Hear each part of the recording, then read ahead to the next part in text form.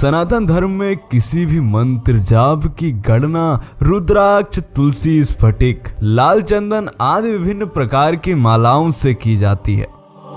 और आप सबको यह विधिवत मालूम ही है कि प्रत्येक माला में 108 मन के अर्थात दाने होते हैं और हिंदू धर्म में 108 का बहुत ही महत्व होता है। परंतु कभी आपने सोचा है कि आखिर 108 दाने ही क्यों होते हैं? सनातन धर्म में 108 का इतना विशेष महत्व क्यों है?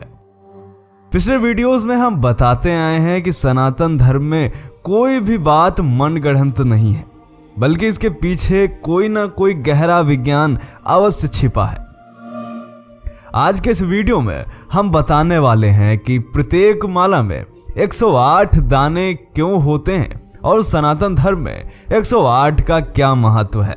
मित्रों, हिंदू, बौद्ध, जैन सहित तमाम धर्म की मालाओं में 108 दाने होते हैं। केवल मुस्लिमों की माला में 100 दाने होते हैं, जिसे तस्बीह कहा जाता है। चलिए समझते हैं इस 108 के रहस्य को।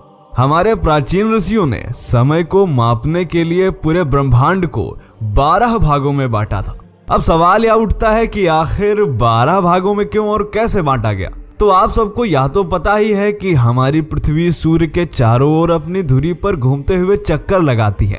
पूरा एक चक्कर लगाने में 1 वर्ष का समय लगता है।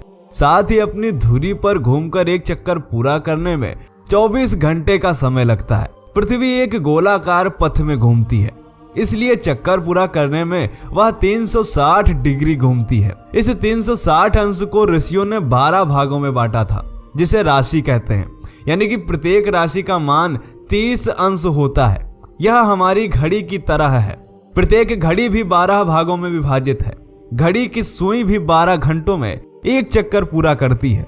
मित्रों, यदि आप घड़ी की सुई द्वारा 2 घंटे में चली गई दूरी मापेंगे तो घंटे व मिनट की सुई के बीच 30 अंश का कोण बनेगा।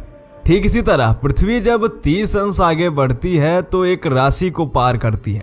इसी प्रकार आगे बढ़ते हुए 24 घंटे में 12 राशि अर्थात 360 अंश को पूरा करती है। जिस प्रकार 1 घंटे को 60 मिनट व 1 मिनट को 60 सेकंड्स में विभाजित किया गया है, ठीक उसी प्रकार हमारे ऋषियों ने इन प्रत्येक राशि को 9 चरणों में बांटा है। यदि आप 12 और 9 का गुणा करेंगे तो वह 108 का अंक ही होगा।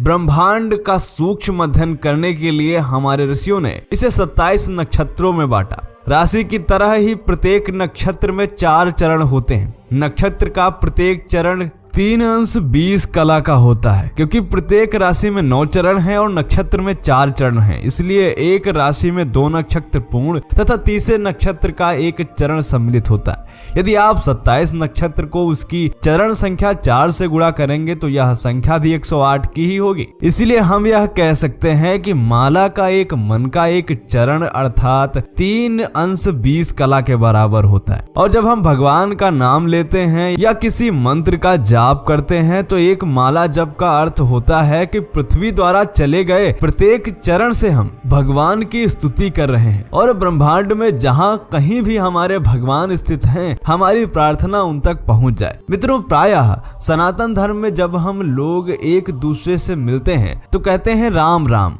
प्राचीन भारत में ऐसा आमतौर से होता था, परंतु आज का आधुनिक मनुष्य पाश्चात्य देशों की नकल करने में लगा हुआ है, जिसमें hello, good morning, bye bye आदि निरर्थक शब्द बोलने में वह खुद को इंटेलिजेंट समझता है, जबकि इन निरर्थक शब्दों का कोई भी वैज्ञानिक महत्व नहीं है। लेकिन राम राम कहने में कैसा विज्ञान छिपा है, आइए आपको बताते हैं। मित्रों, यदि आप हिंदी वर्णमाला में का से शुरू करके रा तक गिनेंगे तो रा हिंदी वर्णमाला का 27वां अक्षर है और माँ 25वां अक्षर है। राम शब्द में रा और माँ के बीच की आ की मात्रा है। आ हिंदी वर्णमाला का दूसरा अक्षर है। यदि आप इन तीनों संख्याओं को जोड़ेंगे तो यह संख्या 54 होगी। इसलिए 2 बार राम राम कहने से भी 108 का अंक ही बनता है। अर्थात राम राम कहना भी भगवान की एक माला जप के बराबर है। इसीलिए हिंदू धर्म में राम का नाम सबसे ज्यादा पवित्र और बड़ा माना जाता है। प्राचीन ऋषियों ने ब्रह्मांड में 9 ग्रहों की खोज की थी। यह सभी 9 ग्रह सूर्य के चारों ओर चक्कर लगाते हैं, इसीलिए यह सभी 9 ग्रह भी प्रत्येक राशि से होकर गुजरते हैं। यदि आप 9 ग्रह संख्या 12 और 9 का गुणा करेंगे तो वह 108 का अंक ही होगा। इसीलिए हिंदू धर्म में 108 अंक का बेहद महत्व है और यह समस्त ब्रह्मांड का प्रतिनिधित्व करता है। इसीलिए बहुत से विद्वान इसे त्रिदेवों का अंक भी मानते हैं। यह ओम के बराबर का अंक है, क्योंकि जिस प्रकार ओम में तीनों देवों का वास है, उसी प्रकार 108 के अंक में संपूर्ण ब्रह्मांड सहित तीनों देवों का वास है। तो मित्रों, आज का वीडियो आपको समझ आ गया होगा तो लाइक करें, और ऐसे ही वीडियो और पाना चाहते हैं तो सब्सक्राइब करें द साइंटिफिक हिंदू को। जय हिंद, जय भारत, वंदे मातरम।